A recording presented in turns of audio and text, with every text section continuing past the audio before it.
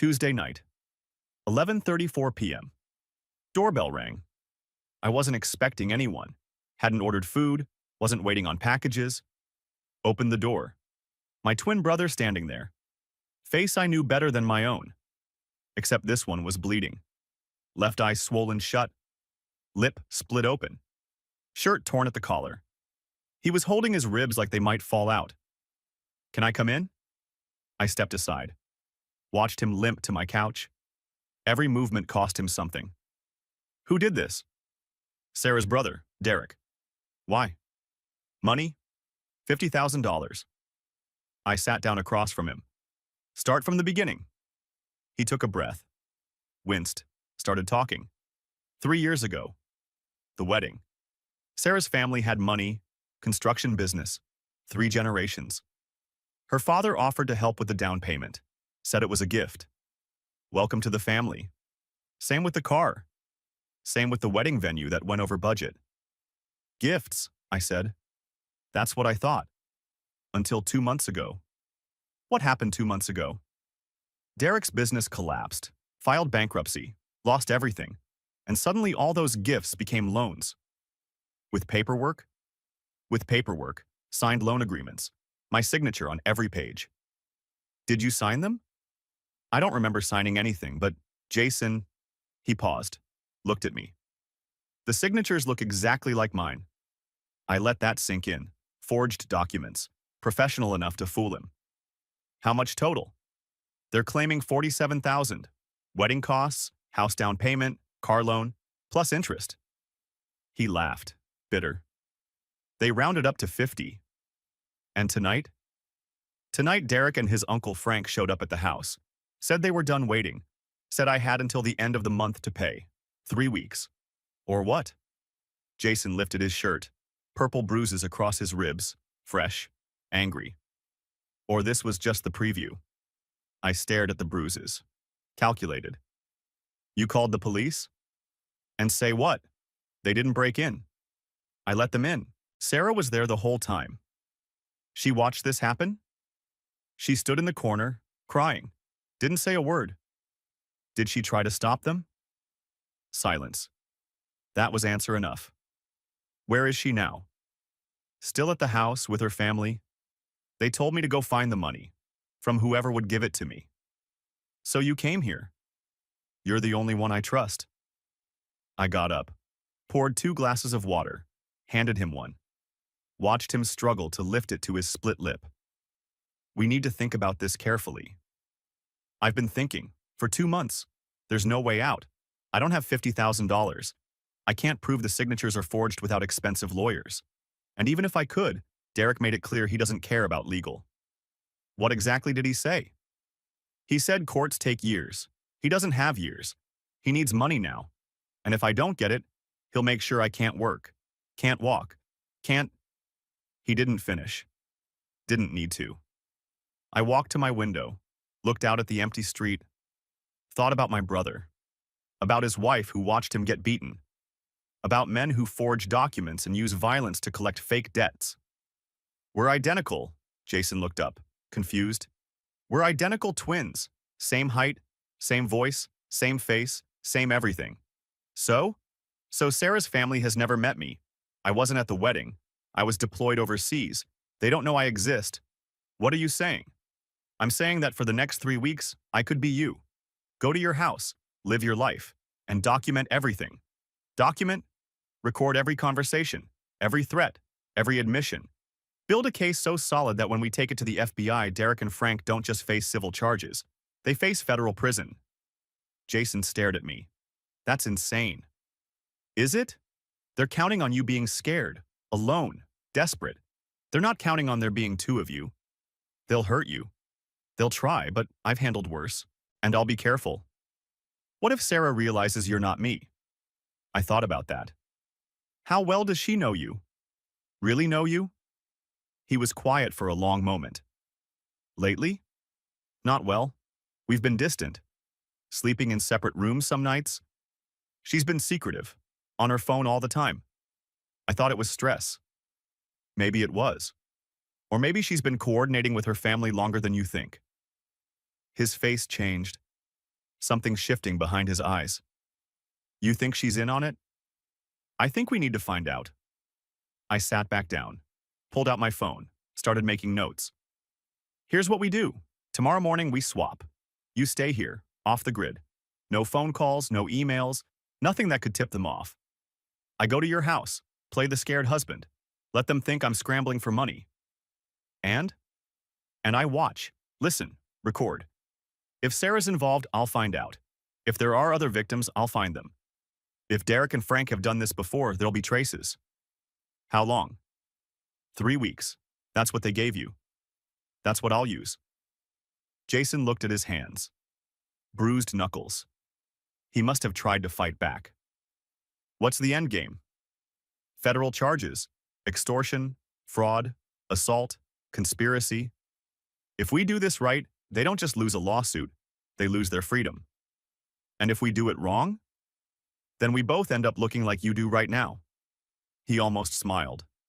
Winced instead. You'd really do this? Put yourself in danger for 3 weeks? You're my twin. We shared a womb. You're the only person in this world who has the same face as me. I paused. Of course I'd do this. He was quiet, processing. Okay, he said finally. Okay, let's do it. I nodded, stood up. Guest room's made up. Get some sleep. We start at 5 a.m. Why so early? Because we need to practice. You need to teach me how to be you, every detail, how you take your coffee, which side of the bed you sleep on, the way you and Sarah talk, the name of your neighbor's dog. That's a lot. We have 12 hours.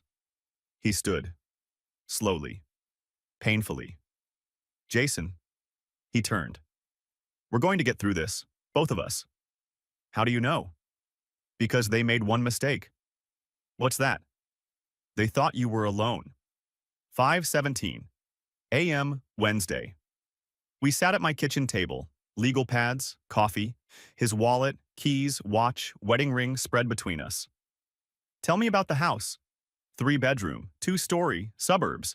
We've been there 2 years. Layout? Front door opens to living room, kitchen through the back, stairs on the left, our bedroom's first door on the right, guest room at the end of the hall. Where do you spend most of your time? Living room couch, or my office in the basement. Show me pictures. He pulled out his phone, scrolled through photos, showed me every room, every angle. What about Sarah's routine? She wakes up around 7:30, showers, makes coffee, usually doesn't talk much in the mornings. Where does she work? She doesn't. Quit her job 6 months ago, said she needed a break. I wrote that down. Another detail that might matter. What does she do all day? I don't know anymore. She's always on her phone, goes out for hours, says she's seeing friends. Which friends? I don't actually know. More notes. Tell me about Derek. Sarah's older brother, 38. Big guy. 6'3", maybe 240. Used to do MMA before a back injury. Runs the construction business now. Or ran it before the bankruptcy. Temper? Bad, but controlled. He knows how to hurt without leaving evidence. How do you know that?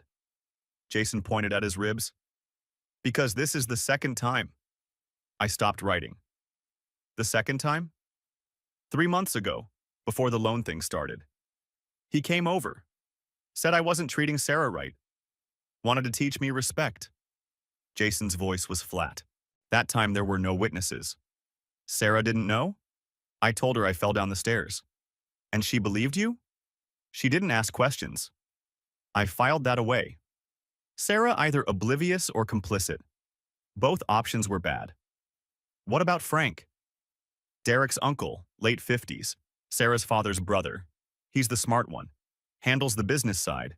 Connections everywhere. Knows lawyers, judges, contractors. Everyone owes him favors. Is he violent? Not directly. He lets Derek do that. Frank just watches. Makes it clear he's the one making decisions. Who else in the family? Sarah's mother passed away years ago. Father died last year. Heart attack. That's when things started changing. Changing how? Sarah got distant.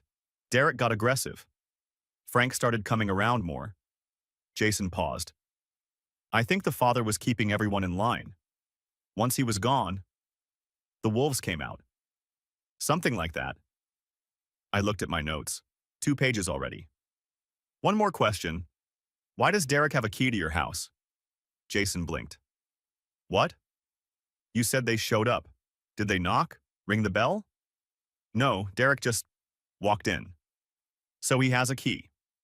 I never gave him one. Then Sarah did. Jason was quiet, processing what that meant. She gave her brother a key to our house, without telling me. Looks that way? Why would she do that? I didn't answer, but we both knew. 6:45 a.m. We swapped clothes. His jeans fit perfectly, same size. His shirt, his watch, his wedding ring. The ring felt strange on my finger. 3 years of his marriage sitting on my hand. How do I look? Like me. It's creepy. Good. That's the point. I checked myself in the mirror. Same face, same build, different person behind the eyes. What's our safety protocol? If something goes wrong, I text you one word. Pineapple. I raised an eyebrow. College thing, long story. Pineapple it is. You see that word? You call 911 immediately. Give them the address. Tell them someone's being attacked. What about you? I'll handle myself, but hopefully it won't come to that. I grabbed his car keys separate from the rest. I'll text you updates every night. Keep your phone charged. Don't go anywhere. Don't contact anyone. For 3 weeks? For 3 weeks. Can you do that? He nodded. I've been wanting to disappear anyway. This is just official. I walked to the door, stopped. One more thing. If something happens to me, don't. If something happens to me, there's a folder on my laptop. Password is Mom's birthday. Everything you need to take this to the FBI yourself. Nothing's going to happen to you. Probably not. But I like having contingencies. I opened the door. Morning light coming through. 3 weeks. Then this is over. 3 weeks? I walked to his car. Silver Honda Civic. Nothing special. Started the engine. Drove toward my brother's house. Toward his wife who might be a victim or a conspirator. Toward men who thought violence was negotiation. They had 3 weeks to collect $50,000. I had 3 weeks to put them in prison.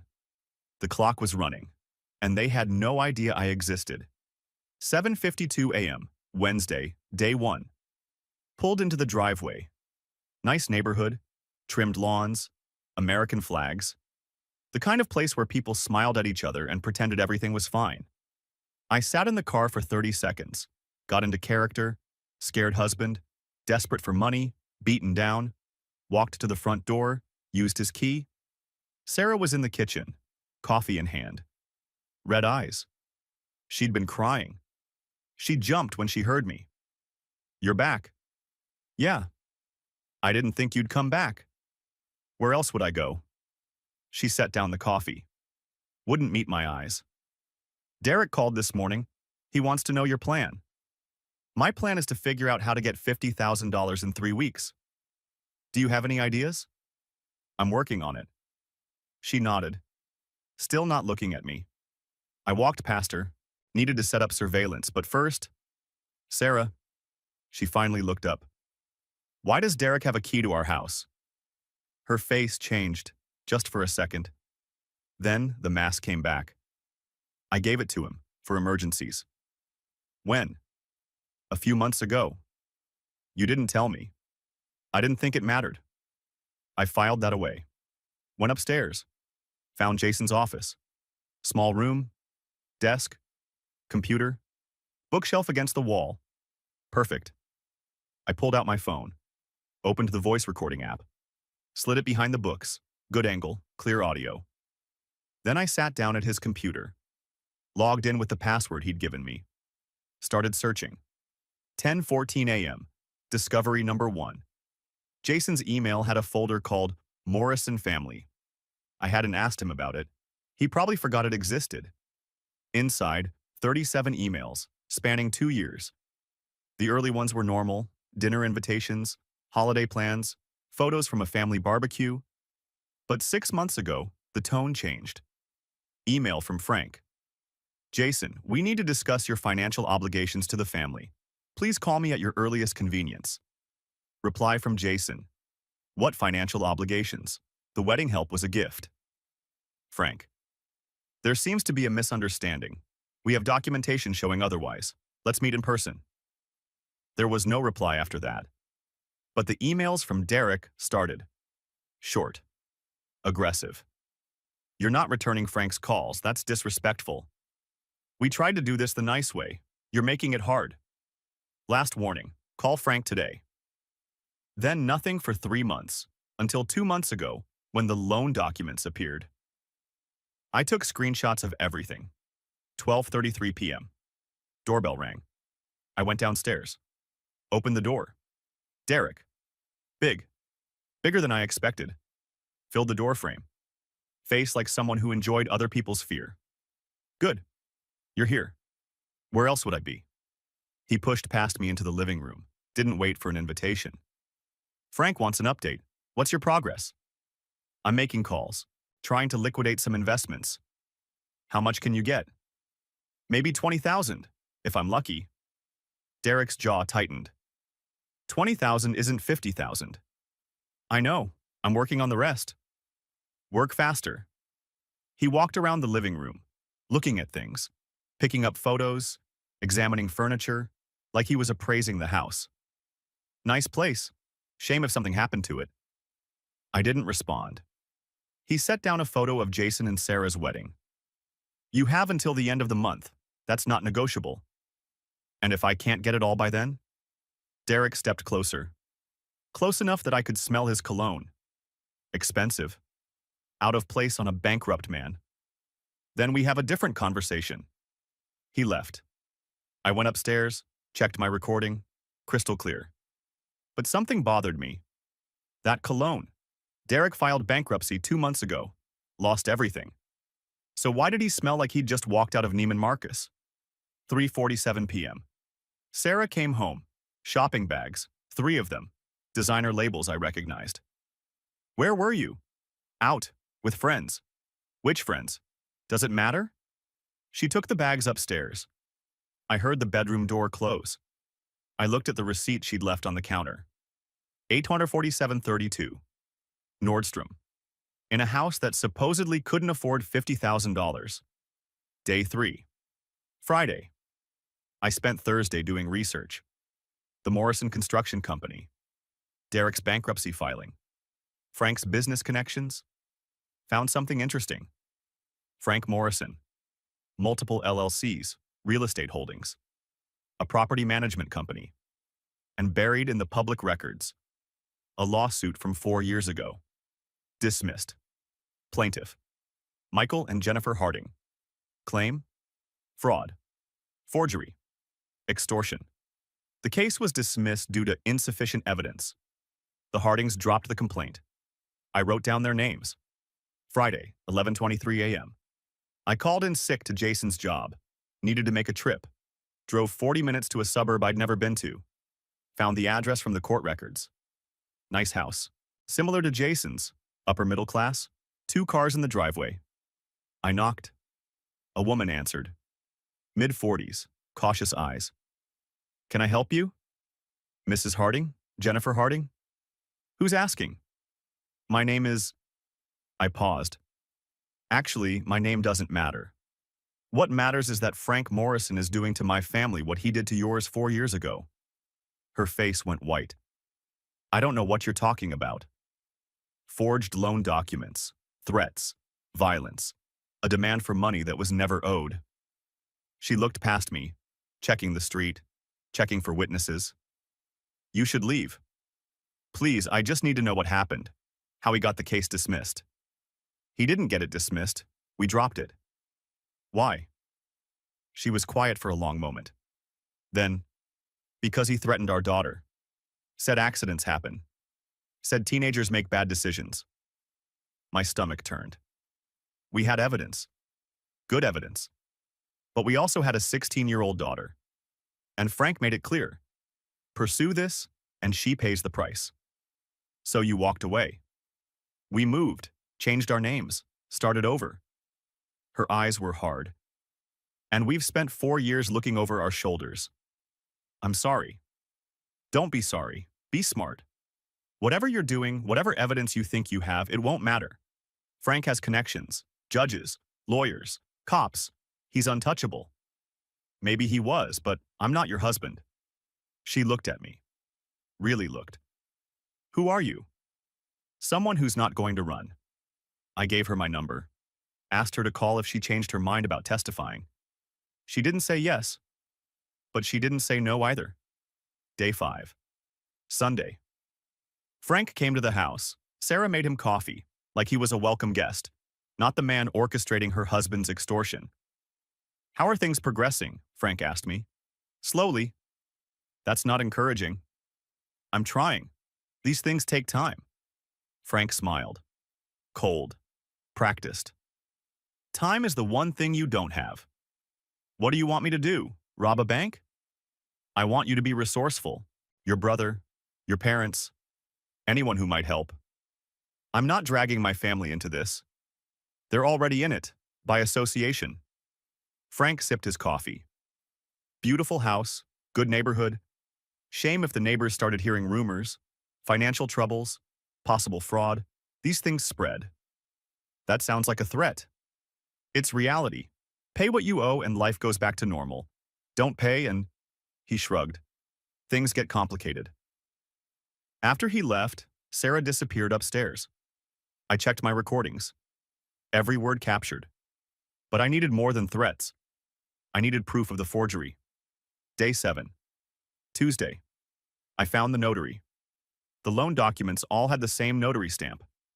Patricia Vance. License number clearly visible. I looked her up. Patricia Vance. Notary Public. Licensed in 2018. Address: 1847 Industrial Way. Suite 12. The same address as Morrison Construction, LLC. She worked for them. I drove to the county records office. Requested copies of her notary journal. Every notary is required to keep a log. Every document they notarize. Names, dates, ID verification. The clerk handed me the records for the dates in question. I checked the entries. The dates the loan documents were supposedly signed? Patricia Vance's journal showed no entries. Empty. Either she forgot to log 3 separate notarizations, or those documents were never actually notarized in her presence. Forgery. Verified. I made copies, added them to the evidence folder. Day 8. Wednesday. Sarah's behavior was getting stranger. She'd disappear for hours. Come back with more shopping bags, spend long calls behind closed doors. I decided to follow her. She drove to a coffee shop, met someone, a man, not Derek, not Frank, someone younger, well-dressed. They talked for an hour. He touched her hand twice. She laughed at something he said. When they left, they hugged. Longer than friends would. I took photos. Not for the FBI, for my brother. His wife wasn't just complicit in the extortion. She was checked out of the marriage entirely. Day 10. Friday. Derek showed up unannounced. Progress report. I've secured a loan, $30,000. His eyes narrowed. Still short. I'm working on the rest. My brother is helping. Your brother? Derek's expression changed. Something I couldn't read. Tell me about your brother. What about him? I've never met him. He lives out of state. Does he look like you? My heart stopped for half a second, but I kept my face neutral. We're brothers. There's a resemblance. Derek stared at me. 5 seconds. 10. Funny. Sarah said you two were identical twins, but she's never met him either. We're not close. That's changing though, right? Since he's helping with the money? I didn't respond. Derek smiled. Just making conversation. He left. I immediately texted my brother. Derek asked about you, about us being twins. Stay hidden. Don't leave the apartment for any reason. His response? What does he know? I don't know, but he's suspicious. I stared at the phone. The game had just gotten more dangerous, and I still had 11 days to go. Day 12. Sunday. Jennifer Harding called. I've been thinking about what you said. I stepped outside, away from Sarah, away from potential listening ears. And there were others, before us, after us. Frank's been running this scheme for years. How many? At least 4 families that I know of. Maybe more. Names? I'll text you. But be careful. One of them tried to fight back. Really fight back. His business burned down a month later. Ruled accidental. I wrote everything down. 4 families. Years of extortion. Arson. This wasn't just fraud. This was organized crime. Day 13. Monday. I called Marcus. Old college friend. FBI. Fraud division. We hadn't spoken in 3 years, but some connections don't expire. This better be good, he said. I'm buried in paperwork. Frank Morrison, Morrison Construction, running an extortion scheme for at least 6 years. Multiple victims. Forged documents. Witness intimidation. Possible arson. Silence on the line. How do you know this? Because I've been living in his latest victim's house for 2 weeks. Undercover, recording everything. What? I explained. The twin switch. The recordings. The evidence I'd gathered. Marcus was quiet for a long time. You understand that what you're doing is incredibly dangerous. I understand.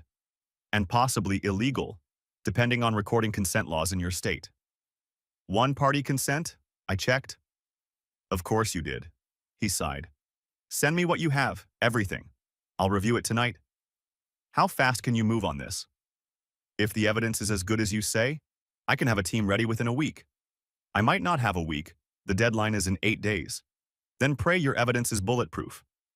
I sent him everything, recordings, screenshots, notary records, the Harding contact information. Then I waited. Day 14. Tuesday, Marcus called back. We're in. That fast? Frank Morrison has been on our radar for 2 years. We could never make anything stick. But this? The recordings alone are enough for probable cause. Add the notary fraud, the previous victims, the pattern of behavior. What's the plan? We wait for the deadline. Let them make their move. When they show up demanding money, we move in. You want to use me as bait. I want to catch them in the act. Your recordings are good, but catching them mid-extortion? That's airtight. I thought about Derek, his size, his temper, the tools he might bring on deadline day. What if they escalate? What if they don't just demand money? We'll have agents in position. The moment it goes sideways, we breach. And if it goes sideways before you can breach? That's why we're giving you a panic button. Small, wireless. You press it, we're through the door in 30 seconds. 30 seconds. A lot could happen in 30 seconds. But it was the best option I had. Okay, let's do it.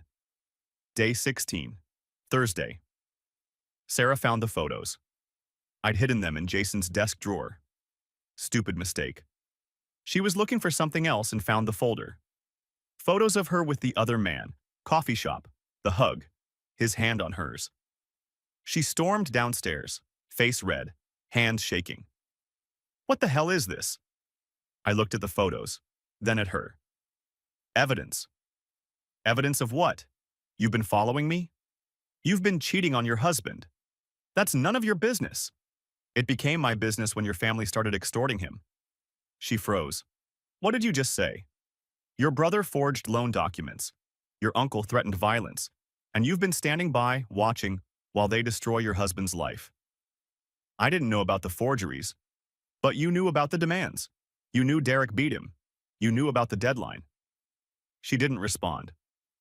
You could have warned him, months ago, before any of this started. But you didn't. Because you were already checked out. Already planning your exit. You don't know anything about my marriage. I know your husband trusted you. I know he thought you loved him.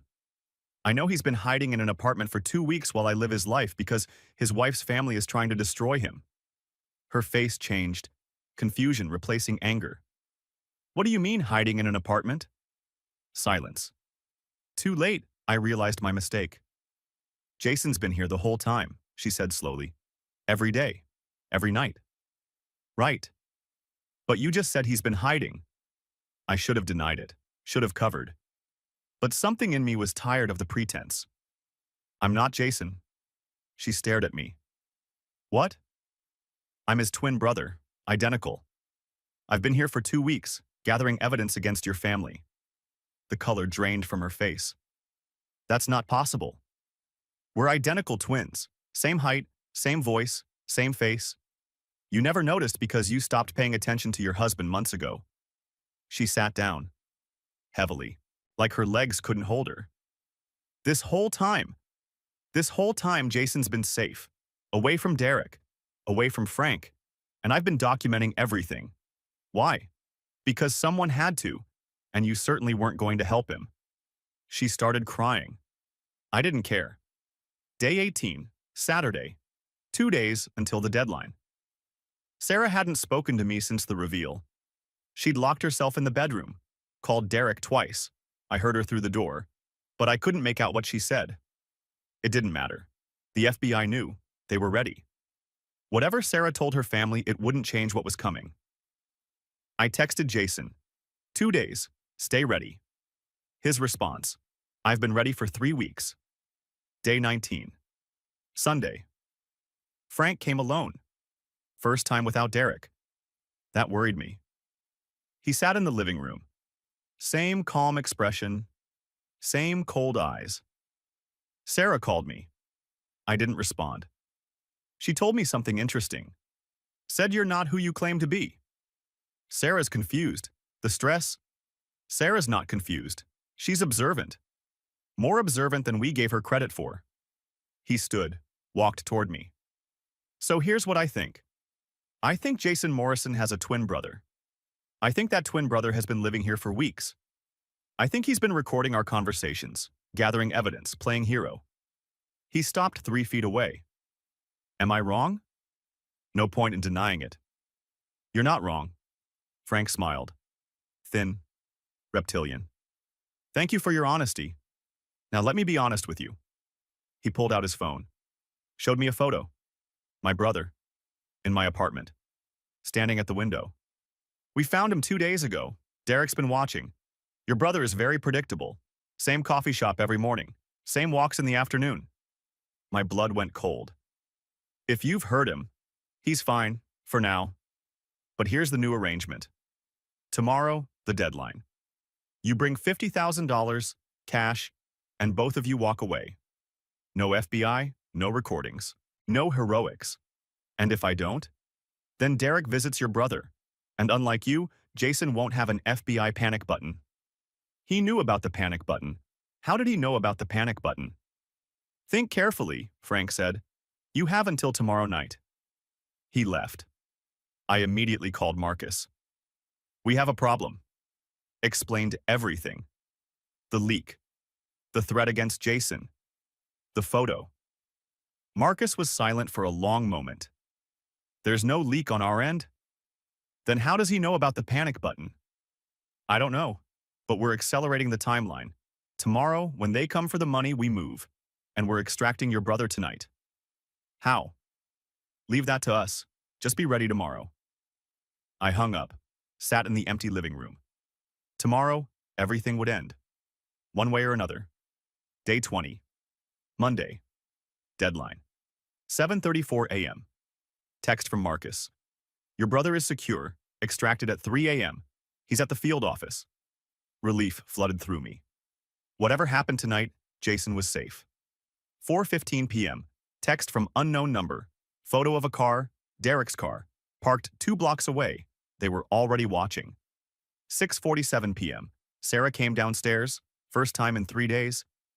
They're coming tonight. I know. Derek has a bag, tools. He was talking about making an example. Let him try. She looked at me. Something different in her eyes. I didn't know about the forgeries, not at first. By the time I figured it out, I was scared. Derek. He's not just violent with outsiders. He hurt you too? Once. When I questioned the plan. Frank calmed him down, but she trailed off. I should have told Jason, should have warned him, but I was afraid. Fear doesn't excuse what you let happen. I know, she paused. For what it's worth, I'm sorry. I didn't respond. Sorry didn't fix 3 years of lies. 8:23 p.m. Front door opened. Derek walked in first, Frank behind him. Derek was carrying a duffel bag, heavy. Something metal shifting inside. Time's up, Frank said. Where's the money? There is no money. Derek smiled. Set down the bag, unzipped it. Crowbar, wrench, hammer, zip ties. Then we do this the hard way. He picked up the crowbar. Last chance. Where's the money?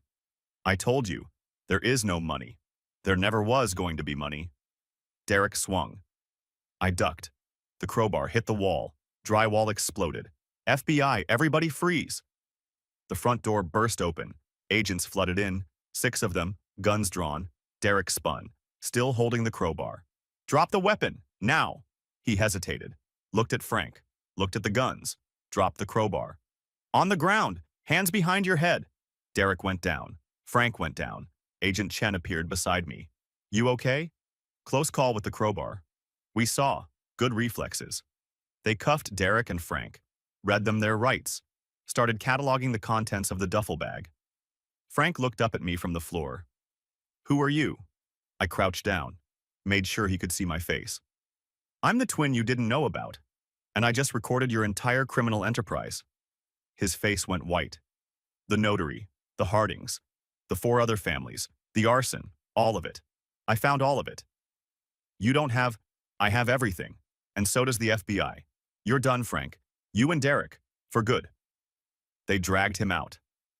I watched them load both men into separate vehicles, neighbors gathering on porches, phones recording, the Morrison family's reputation dying in real time. Sarah stood in the hallway. What happens now? Now you decide. Testify against your family, help the prosecution, maybe get immunity, or stay silent and go down with them. I didn't know about the arson, then prove it. Tell them everything. She was quiet for a long moment. I need to think. Think fast. The FBI won't wait forever. I walked outside, breathed fresh air. 3 weeks of living someone else's life. 3 weeks of pretending to be beaten down. Finally over. The first week after the arrests was chaos. FBI interviews, every day, hours of questions. Walk us through the timeline. Explain this recording. How did you know about the Hardings? I answered everything, gave them every detail, every discovery I'd made during those 3 weeks. Jason sat through his own interviews, telling his side, the beatings, the threats, the fear. By week 2, the full scope emerged. 6 families, 6 years of extortion. Total estimated haul, over $400,000. The notary, Patricia Vance, flipped immediately. Testified that Frank paid her $5,000 per set of forged documents. She'd been doing it for years. Never kept proper records on purpose. The arson? Still under investigation. But a former Morrison construction employee came forward. Said Derek bragged about teaching someone a lesson right before the fire. Week 3. Preliminary hearing. Derek and Frank sat in orange jumpsuits, shackled. No bail.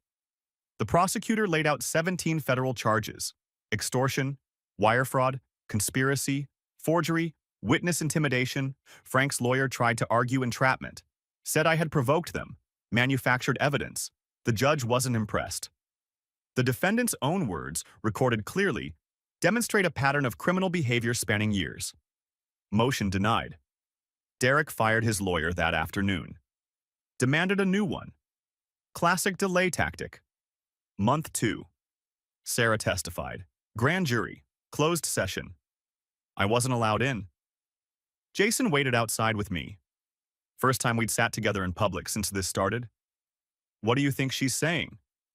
Whatever keeps her out of prison. Do you still love her? He thought about it. Really thought. I loved who I thought she was. But that person never existed. Sarah emerged 2 hours later. Wouldn't meet our eyes. Got into a car with a lawyer and drove away. She'd known about the extortion for 4 months. Helped coordinate Derek's visits. Knew about the forged documents. But she claimed she didn't know about the violence. Didn't know about the arson. The FBI didn't believe all of it. but they believed enough to offer her immunity in exchange for testimony. Sarah Morrison would walk free. Some justice is incomplete. Month 4. Derek cracked. His lawyer approached the prosecution, offered full cooperation in exchange for a reduced sentence. Derek would testify against Frank, admit to the forgeries, name the notary, describe the entire operation in detail. In exchange, 8 years instead of 15. Frank's reaction made the evening news. Footage from the courthouse. Frank being led to a hearing. Seeing Derek across the lobby. "Traitor, you're off. You hear me? Off." Guards restrained him, but the damage was done. The jury pool saw it. The judge saw it. Frank Morrison, calm and controlled his whole life, had finally snapped. Month 6. Trial. Frank Morrison. 16 counts. The prosecution played my recordings. All of them. 3 weeks of threats, admissions, plans. Derek is plan A. We have people who can make documents. Pay what you owe, or things get complicated. The Hardings testified, faces pale, voices shaking, but they told their story. 2 other victim families testified. Same pattern, same tactics, same terror. The jury deliberated for 6 hours. Guilty, all counts. Frank Morrison, 12 years federal prison. No parole for 10. Derek Morrison, 8 years federal prison. Parole eligible in 5. Combined restitution, $217,000. Distributed among all identified victims. Jason's share, $50,000. The exact amount they tried to extort. He laughed when he heard. "They're paying me now." Month 8.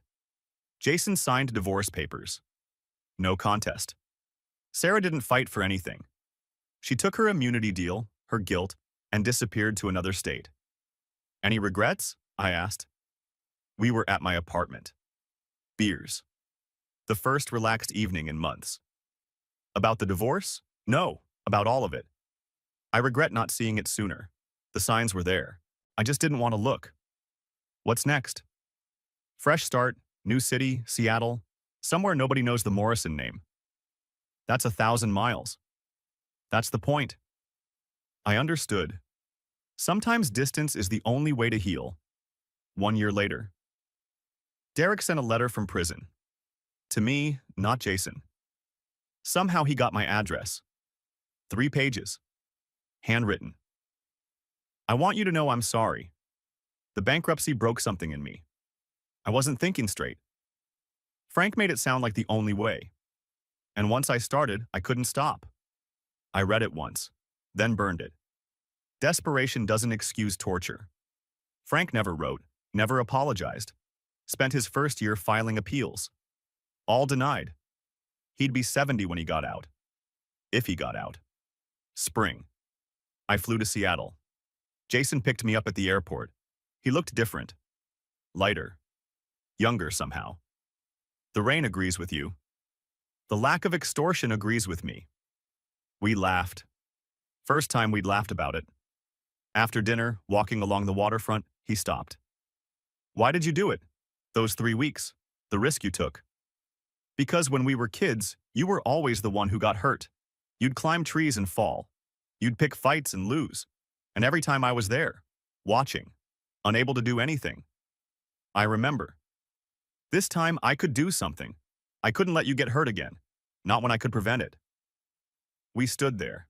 2 brothers, same face, different lives that had finally found their way back to each other. Same time next year? Same time next year. Because here's what I learned. Predators count on fear, silence, isolation. They count on families turning on each other when pressure builds. Derek and Frank Morrison had perfected a system. Find vulnerable people, create fake debts, use violence and intimidation to collect money that was never owed. They'd done it for years, to family after family. And nobody stopped them, because everyone was alone. Everyone was scared. But Jason wasn't alone. He had someone who shared his face, his blood, his history. Someone willing to walk into the fire. Frank Morrison is serving 12 years. Derek Morrison is serving 8. Patricia Vance got 2 years for her role in the forgeries. Sarah Morrison lives somewhere in Texas. We don't talk about her. Jason Morrison lives in Seattle. Starting over. Building something new. And me? I'm the same person I was before all this started. Except now I know something I didn't know then. Family isn't blood. Family isn't DNA. Family is the person who opens the door at midnight when you're bleeding. Family is the person who says, "We're identical," and means, "I'll become you if that's what it takes." The Morrisons thought family was obligation, control, leverage. They were wrong, and that's why they're in prison, and that's why we're free.